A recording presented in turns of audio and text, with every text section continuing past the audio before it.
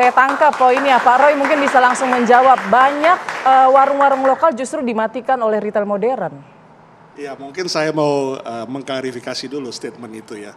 Karena semenjak awal kami berusaha, seperti dengan Pak Abdullah, kita punya harapan, punya keinginan, kemauan yang sama melayani masyarakat. Jadi nggak ada unsur untuk tadi dikatakan mematikan. Tapi ada keluhan, ini kan berawal dari keluhan Nah justru pemilik itu, saya juga mau minimarket. klarifikasi yang kedua, bahwa katakan kalau keluhan itu, kembali lagi, tidak semua peritel yang ada di Indonesia itu anggota Aprindo. Saya sedang mengobservasi nih, kalau memang ada berita yang menyatakan bahwa ada keluhan dari Kelungkung itu, siapa pelakunya? Karena ada local retailers juga yang bukan anggota Aprindo. Jadi ini klarifikasi yang kedua. Jadi yang kami mau sampaikan adalah, apapun yang berkaitan dengan perdagangan, kita bicara konteks perdagangan. Tentu kita punya semangat yang sama, melayani masyarakat, kebutuhan pokok, kebutuhan sehari-hari, bentuk atau tipe atau jenisnya mungkin yang berbeda. Jadi itu dulu, semangat itu dulu. Kita hadir untuk melayani masyarakat.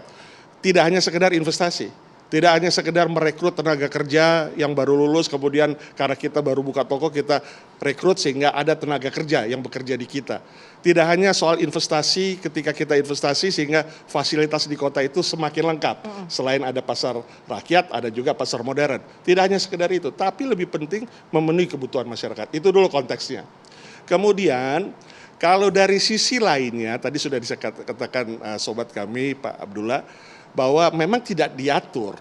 Sementara peritel modern dalam tanda kutip sangat diatur. Istilah peritel modern dalam Undang-Undang Nomor 7 tentang Perdagangan tahun 2014, dalam Permendak yang baru ya 23 tahun 2021 maupun yang terbaru direvisi Permendak 18 tahun 2022, itu hanya mengatur retail modern loh, toko swalayan kalau istilahnya. Yang UMKM, yang toko dan lain sebagainya masuk kategori pasar rakyat. Jadi ada dua jenis pasar di Indonesia, pasar modern dan pasar rakyat. Termasuk di dalamnya anggotanya Pak Abdullah yang ada di pasar-pasar tradisional atau pasar rakyat. Toko kelontong juga masuk di dalam kategori pasar rakyat. Jadi hanya dua. Nah, dua-dua ini kan tentu semangatnya sama. Tetapi kalau kami melihat ketika kami terlalu banyak yang diatur, kita harus bayar PPN, ya kita harus bayar PPA, nanti ujung-ujungnya balik lagi buat kesejahteraan rakyat kan PPN ini kan, masuk ke dana DAU atau DAK. Kemudian juga peraturan segala regulasi pengaturan untuk jual minuman beralkohol, ya kemudian tidak boleh sembarang juga untuk menjual BBM atau LPG. Nah ini kan kita semuanya ada hukum positif di Indonesia. Jadi yang kita ingatkan sebenarnya adalah lebih mengarah kepada bagaimana level at the same playing field ini dapat sejalan dengan kearifan lokal, kearifan daerah. Ada ketidakadilan begitu ya Pak? Ya kalau kami sebut sebagai level at the same playing field karena kan ya seperti tadi, kita harus bayar PPN ya. Karena setiap HPP yang kita ambil dari pabrik, dari prinsipal produsen itu nggak ada PPN-nya. Jadi kita jual harus ada PPN-nya. Daripada harga warung. Ya berfluktuasi harga itu. Nah ini juga kan yang perlu dicermati, kalau lebih murah berarti kan bukan individu yang membeli.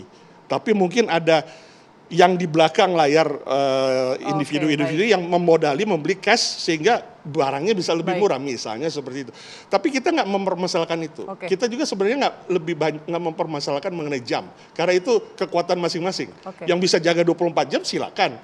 Ya, apalagi tadi daerah sudah menyampaikan bahwa tidak ada perdanya. Tapi kita lebih mengarah kepada level and playing field, artinya kalau memang itu harus ada jualan minol, ya harus ada izin minolnya lah. Kalau itu jual BBM atau LPG harus ada izin BBM-nya supaya hal-hal tersebut itu menjadi bagian fairness kata kuncinya. Oke, baik. Nah ini juga menarik ya Pak, karena memang sebelumnya dari Kemenkov dan UKM sendiri melarang begitu ya, membatasi jam operasional dari Warung Madura. Tapi ternyata diklarifikasi lagi oleh Kementerian Koperasi dan UKM, boleh-boleh saja Warung Madura beroperasi selama 24 jam. Nanti kita akan tanyakan langsung ke Kementerian Koperasi dan UKM sesaat lagi. Kami akan kembali.